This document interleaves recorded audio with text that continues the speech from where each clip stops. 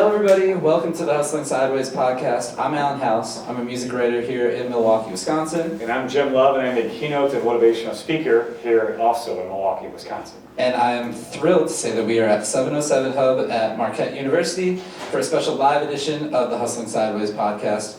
It's been a while since Jim and I have actually seen each other. Yeah, So, for strategic reasons, but yeah. Sure, strategic reasons. We were talking off stage, and we were saying how often we record and what we do, and sometimes we go into like maniacal recording of like 6 in a month or so, and let's just say it's been a little while. So we're glad to be back. Alan has separation anxiety, so he really missed me. But I kind of missed him. You never text back. It was good. No, but we're excited. We are actually about to celebrate 3 years of this. Yes, of doing this podcast. Coming up in January, so it's been great. So we're almost 3 years old, which is wonderful. We're going to be starting preschool soon as a podcast. Are you doing the age thing? I'm doing the age thing again. Yeah, is that okay? We used to do this thing where every time he would do an episode number, he'd be like, "Oh, we're 18, so we can vote now," or "We're 21." So. Just bad jokes. It wasn't great. Yeah, it was fine. But enough about us. Yeah, we'll stop there. Yeah. We've had some guests that have been Marquette alums that have been here at Hustling Sideways. But today we are very, very thrilled to have a couple of student entrepreneurs.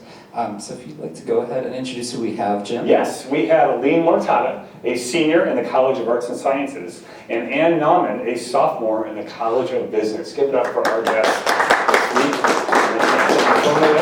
Nice to see you all. But let's just start off. Tell us about yourselves, where you're from, maybe your family, a little bit of background, and what brought you here to Marquette. And Anne, we'll start with you because you're directly on my right.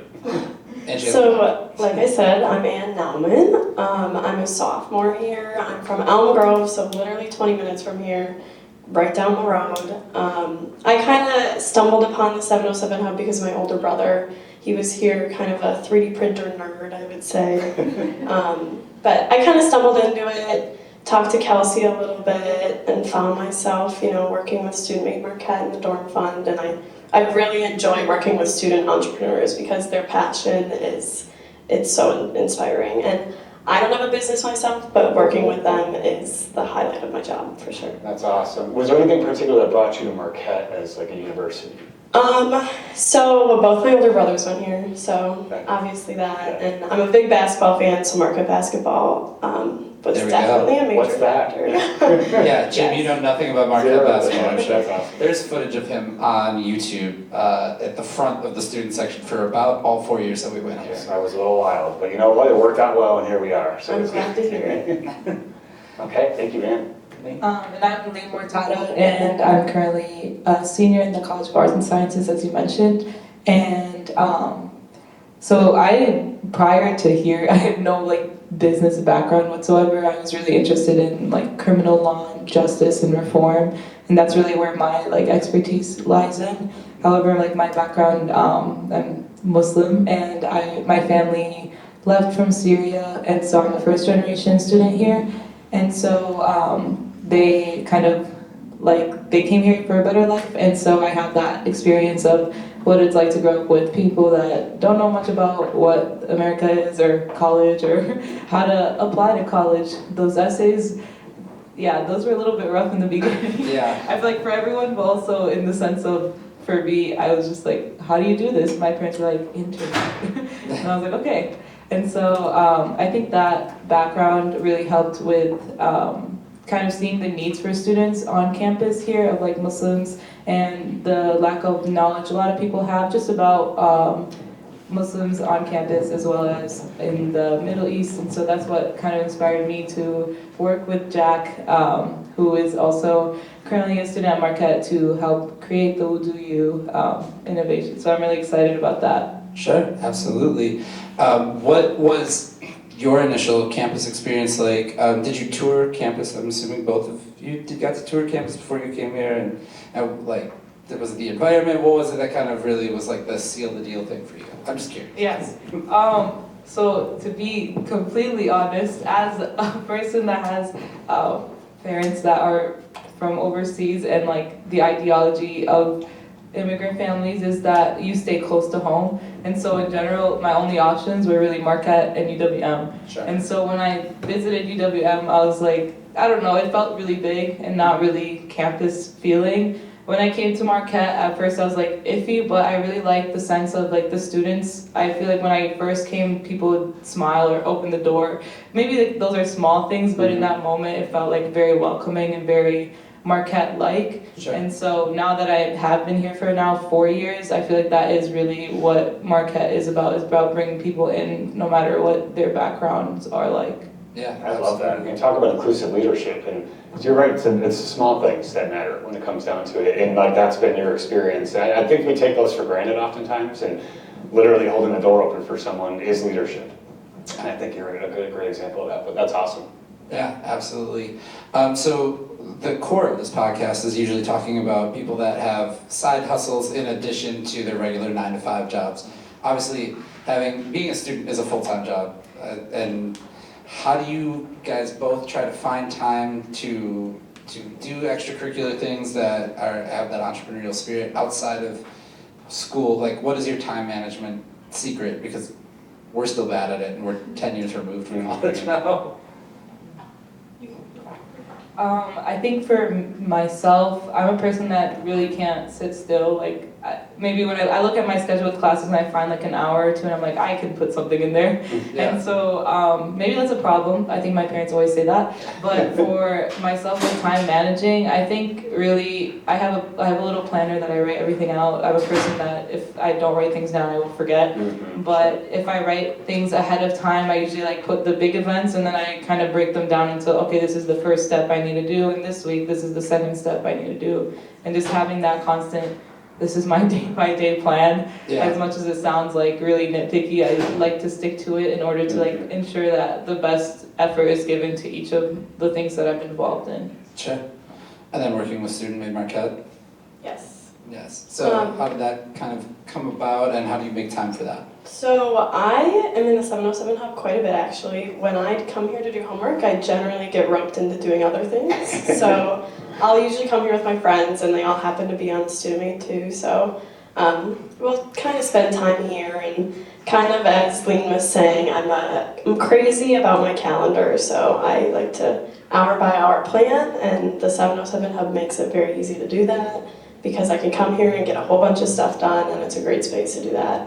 And I see friendly faces all the time. That's great. Are you finding like when you know, like operate with your friends, you either in Student Made Marquette or anything, like do your friends operate that same way too? Are you all cut from the same cloth? Or are you finding like Is everyone too busy? Place? Yeah. Is that what you're saying? Is everyone too busy? Yes, and because I found that as a student, I was oftentimes I was too busy and really overwhelmed with different things, and I envy how planned out you both are, and it's really cool to have that figured out as, you know, an 18-year-old. I wish I did. Are you finding that your friends are like that, or are you sort of a step up above? I honestly like to surround myself with my friends who are like about just as crazy as I am. So they've got their planners, they're like very listed out. I mean, like Bella Druitt over there, we're crazy together, so. That's good. You call it crazy, I call it organized. Yeah, It is very actually, organized, yes. so. I crave You should pride organization. yourself on that. That's Yes, good. yeah, but I find myself, I'm surrounding my people with similar, not standards, that sounds bad, but like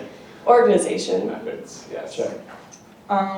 I first like to mention that if like when you see someone, at least from my perspective, that's like really organized, that just hides the crazy. Like we're not put together, but just to like put the facade On the out surface, there. it Yeah, looks on really the put surface together, it yeah. looks good.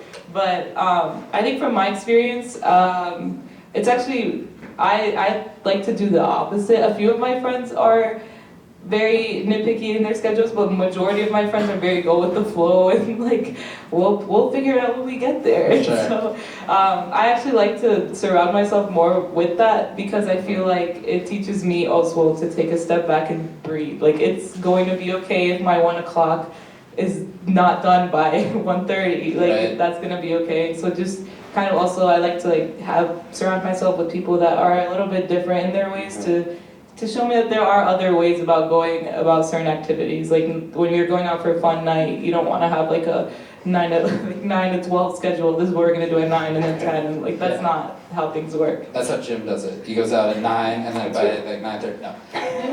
You were actually between the two of us. You were probably the more structured of the two of us. Yeah, well, you know, I mean, I'll just be real. I have really bad ADD, and if I didn't do it that way, I would be insufferably unprepared, you know. And so methodological about my approach. Number one, of what's going to take my time, because time is our most valuable asset, right? And I've learned that pretty quick.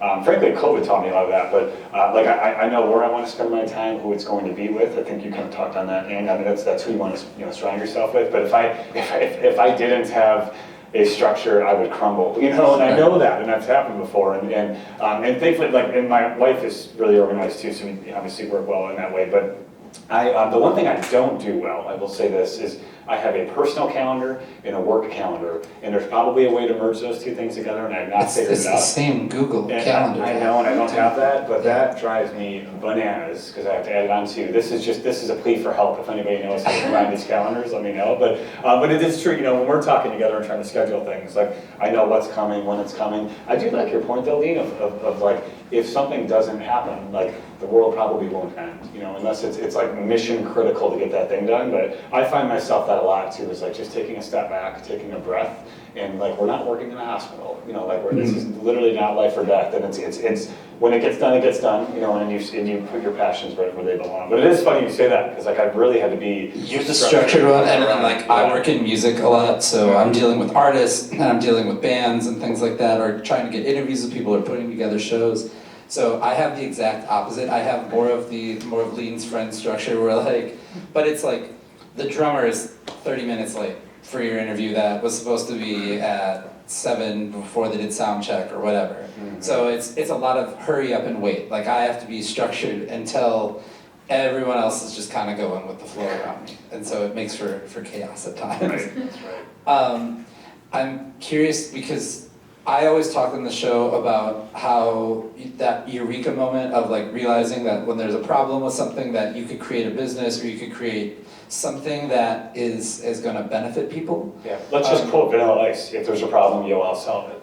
I mean, that's what we're getting at anyway, right? Sure. That was a Vanilla Ice joke, and thank you for coming back to that. Google it. There's not that many people in this crowd That's that okay. were born when You'll that figure it song out. came out. Carry on with your question. Anyway. Go ahead. I had to do that. So we talk about like the eureka moment of when people decide that they like want to start a business, or they want to start a project, or whatever they end up doing as their side hustle. Leen, you've been through that and seeing, you've had a kind of moment. Tell me a little bit about that moment is like, and then Anne, if you could tell me, have you ever seen anybody that's gone through that moment of realizing, oh, I should start a business, or I should start a thing? Yeah, so what actually like occurred, it was really weird, because now I can look back and be like, that was the eureka moment, but in the moment it really didn't feel that way, I'd say. I was tabling for the Muslim Student Association last year, since I was the president, and then Jack was tabling right next to us for the Baha Student Association, and so he was asking us questions about, what is MSA about, and then we had like the top 10 questions like people ask Muslims, and then he kind of just kept on asking questions, and then one of the questions to one of the students that dorms here was like, what is the hardest thing about being Muslim on campus? And I think she was talking about ablution, or wudu, which is the ritual washing that Muslims perform before they pray. And so you wash your hands, your face, your hair, and your arms and your feet as well. And so that oftentimes is really uncomfortable for students if they're in a public bathroom. Like, people walk in and you're washing your foot and they're like, what's going on? And they're like, so I'm sorry. Yeah. And so that moment of discomfort was pinpointed by Jack to be like, well, why isn't something in motion to fix that? And I took a pause and I was like, why do we accommodate for things that are uncomfortable, but we just like, oh, that's just how it is. Mm-hmm. And so afterwards we kept talking about it, okay, if this is something that's uncomfortable, is there something out there that addresses it or helps solve it? And we really didn't come up with any answers for that, and so we're like, I guess let's just try to figure something out, I guess. Sure. So, yeah. That's awesome. I Yeah. like that light bulb. That's literally a moment of light bulb of that's a significant thing that I can make an impact on, that impacts you personally, which that's really cool. Sure. And have you seen that moment with people where they decide, hey, I need to start something, or do you see people in that very early phase of starting a business and saying, I want to do something? Yeah, so I think The one thing that happened last semester was my first semester as a dorm fund associate. I met with Tice, and I had no idea what I was doing, and he didn't really have a whole lot of idea of what he was doing, but we had a meeting for about an hour, and I think we both kind of really figured it out.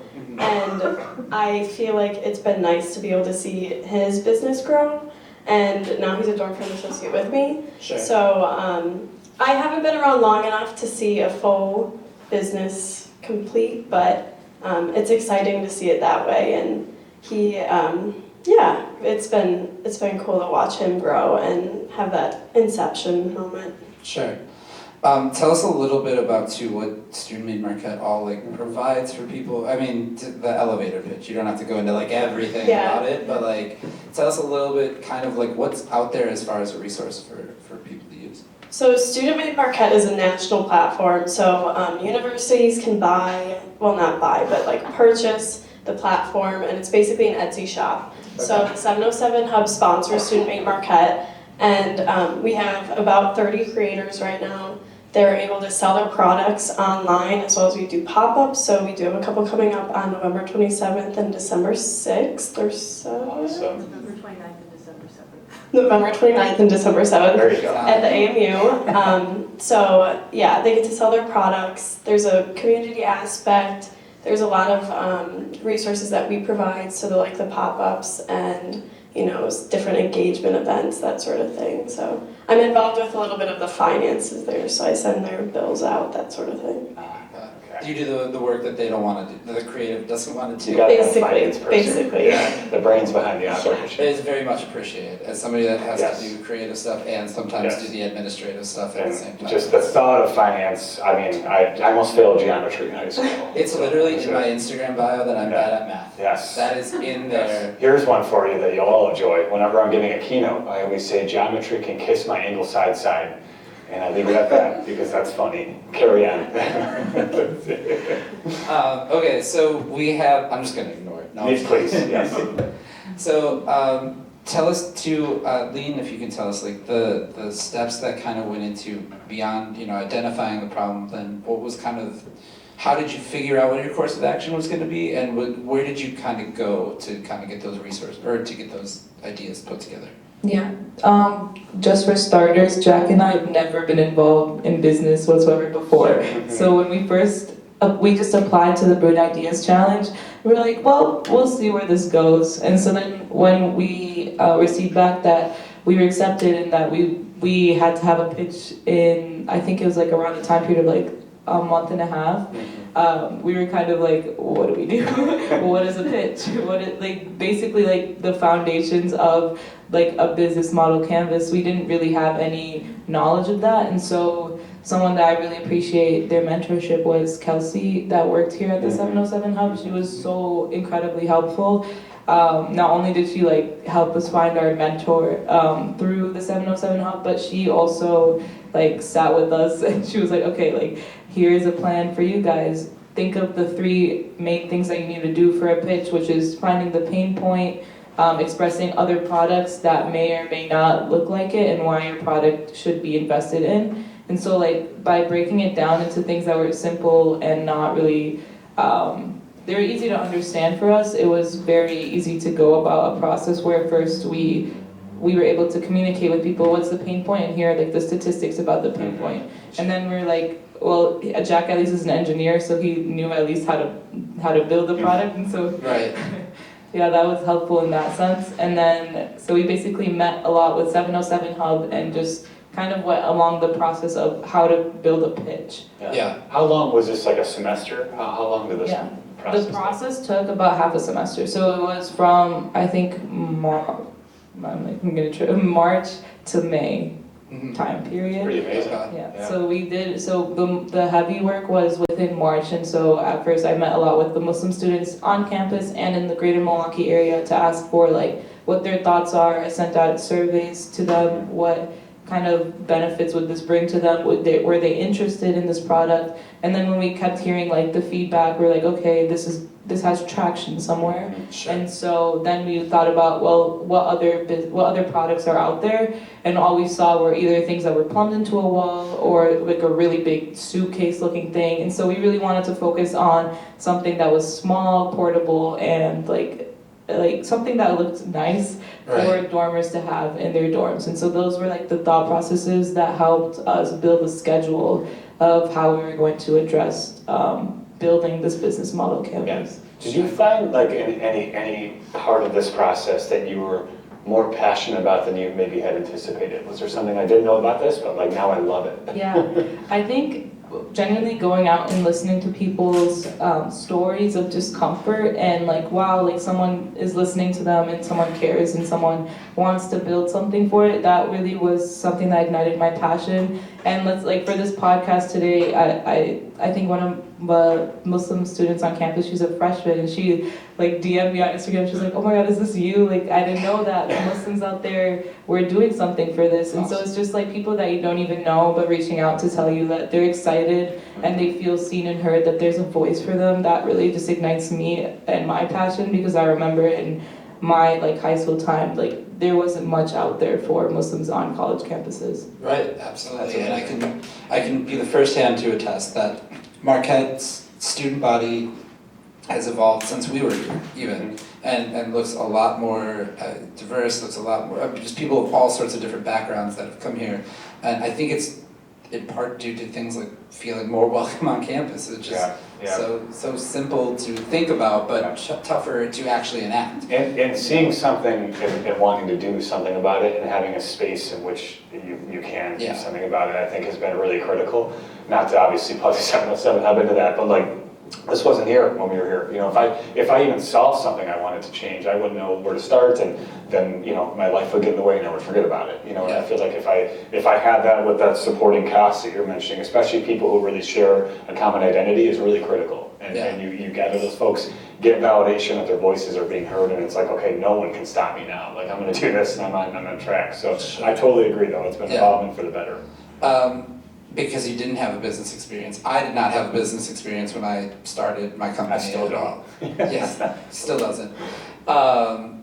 Did you find it difficult to actually ask for help? Because I think that was something that I actually went through. Was my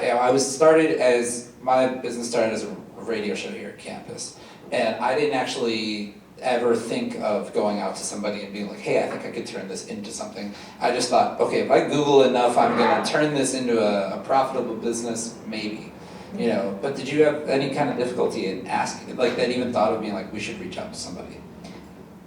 I would say because of the nature of how we applied for this business was through a competition that had support through the 707 Hub and had people willing and like even more than ready. They would be the ones to reach out and be like, do you need help? Like if you want help, these are resources. And so thankfully, I think my process was a lot different than other businesses in the sense that there was support built in the nature of how the business idea came to be. So I think for us, it was very easy to find help as well as support in whoever, since everyone was just more than willing to, and the resources in the 707 Hub, like they were able to connect us with patent attorneys, with lawyers, with mentors around, with the Brady Center as well, and so all of those things really helped. Excellent. And then Anne, have you had people come to you for help or come to Student Made Marquette for help? Or like maybe companies that were on campus that you didn't really know were there? Like people just kind of came out of the woodwork and found you guys? Yeah, so I'm also a dorm fund associate. So that means dorm fund, we grant up to $2,500 at the end of each semester after a pitch, and we also work with their business model campus. So I found a lot of people through that. We usually meet with them a couple times before their pitch and really get to know their business, make sure they're passionate about it, that sort of thing. So it's been cool to find new people like that, and also they're very passionate. I'm gonna keep saying that, but it is so cool to see these ideas, because I don't necessarily have an idea myself, but to see people like just come up with an idea out of nowhere and be so intent on getting money and finding help, and like you did. I think we heard Leen's pitch in the dorm fund last year too, so it's really cool to see that. Did either of you anticipate coming to campus here as an 18-year-old and finding yourself doing what you're doing right now. Was this ever part of the plan that you would be like doing a business or being an entrepreneur? Or was that, I can see you smiling already, Leen, go ahead, take it away. Like, definitely not. Actually, I was really anti doing business when I was younger. It's just that for me, I was like, that's so much work. Like, Sure. you have to figure out everything. And I don't know, for me, that just wasn't really my passion at all. But I think that when I finally got to the idea, I was like, oh, like, when you create a business, you also solve a problem for people. Yeah. And that's really like at the heart of it. And I don't think beforehand I realized that until now. And so that's really, that really should change my view about business in general and like how people go about I it. think you found your why, you know, Yeah, that's absolutely. really, I think you formed, and that's where passion stems from. And you just described exactly what that is, so that's great. And I can see how much it lights you up, like you're like, no way I thought I'd be doing this, but now you probably can't imagine not doing it because it's now ingrained into what you do. But Anne, same question for you. So a little bit of the opposite. I kind of always knew I wanted to be some sort of entrepreneur and help out other businesses. My dad, he grew a business basically from the ground up and was very successful with it. And I just grew up around being in a business all the time and working kind of all the time and seeing the hustle and bustle, that sort of thing. So I did come to Marquette. I knew I wanted to be business, but I got roped into the 707 Hub and found out entrepreneurship was kind of a cool thing to be a part of. So I did come here knowing I wanted to do something, but I didn't know what it would be. Yeah. Sure, Yeah. and I would say that you found a passion too in helping people accelerate their business as well, and that's how you got involved with, like you said, staying in with 707 Hub and then Dorm Fund and all of that too. And now they've locked the doors in here and you can't escape. Yeah, actually none of us, I'm Next sorry. year. You're all trapped. That's great. When it comes to projects and working on things, what is kind of both of your immediate thing that you're looking at right now? Like what challenge is the thing that's in front of you, or what is the kind of the plan for going into, because we're hitting the start of the new year or next semester. So what are the things that are on your plate right now? For me right now, it's just a lot of facilitating student made stuff, dorm fund things. Student made, it's a lot of events right now, so we're kind of taking on a lot of that, and creators, kind of keeping engagement up. Dorm fund, this is a kind of a chill semester, so it's good, but I'm excited for next semester because it'll ramp up a lot, so that's a lot on my plate. Nothing too crazy, but Awesome. maybe Lee's got something crazy. Is it events here on campus or external to campus? On campus. Cool. I think for me this semester was probably the hardest in terms of, I guess, time managing. I was studying for the LSAT and applying to law school, and then had like multiple jobs as well as like school, and so also working on the business itself was really difficult in that sense of like there was so much going on that I was like, how am I gonna Just take a nap, Leen, that's it. Just fall asleep. Denial. Just take a nap. It's like, just cancel If you it. take anything away from this, it's Yeah, just take a nap and cancel it. Yeah. That's how you be an entrepreneur. Take a nap. quite the opposite.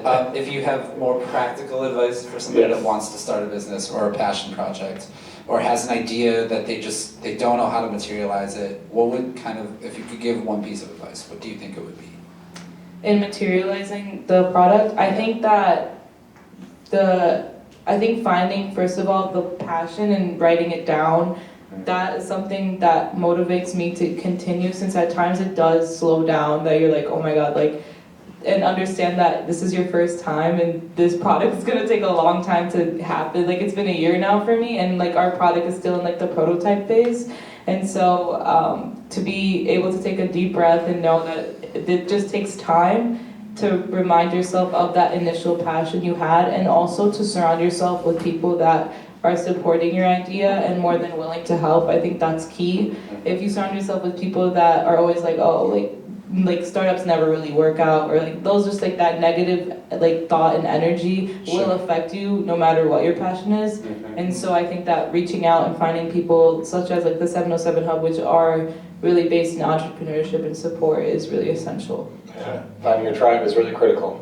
Yeah. I'm with you. Yeah. Anne, if you had to have any suggestions for people, or any piece of wisdom for them? I would probably say don't be afraid of adversity. I think life is going to throw a lot of challenges at you no matter what, and especially in a startup, overcoming adversity is huge. So as long as you can find a solution and don't be discouraged when something bad may happen, and just figure out a way to overcome it. And to Lean's point, find your tribe. It really is like a huge thing. I love my friends so much, and they're the most supportive people ever. So find people who are happy to help you through a challenge and just figure it out with you. We're all together, so. Sure. Amen to that. Yeah.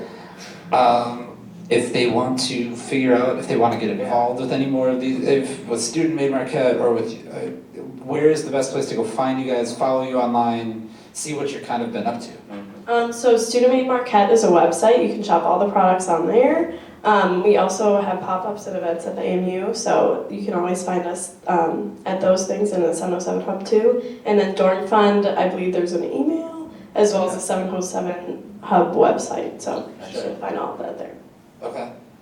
Yeah, and I was just gonna say, reaching out to the 707 Hub and following like them on Instagram, I think that will help me find people that can support me and to figure out where this is located, since it really is on the edge of campus and such. And so I think those things are very helpful. Sure. Has your product gone out, or are you still building? Yeah, so right now we're hopefully finishing the prototype by the end of this semester, and then it's actually, I believe it's 3D printing here, but we're gonna have the materials to build it throughout the end of the semester and the winter break. So hopefully, if things go right, next semester we're going to have like a trial process within the library. Oh, very cool. Awesome. Very awesome. Well, excited for that. Can't wait to see it come to fruition. Absolutely. Now, what if people want to find this podcast? Good question, Chip. I can't believe that you asked. We are the Hustling Sideways podcast. You can find us on all of your streaming platforms. We are on YouTube every other Monday with a guest. We're dropping stuff now, currently. Dropping episodes and bottlecasts. We are wherever you get your podcasts. We are also on YouTube. We are on Facebook, Instagram, X. I'm trying to call it X instead of Twitter, and it's Not working. a bigger challenge than you would expect. We are on TikTok. We're on, I said YouTube, all over the place. We're everywhere, yeah. And if you do, we want to thank the 707 Hub as well, Marquette University, for sponsoring this episode today. And if you do have a side project, passion project, side hustle, and want to be a guest on the show, we have a Gmail. It's hustlingsideways@gmail.com. Reach out to us, and Jim and I will be sitting here talking to you. So thank you to our student entrepreneurs and Student Made Marquette and everybody that's been involved with this episode. And we will see you next time. Jim, Keep on hustling. see you next time.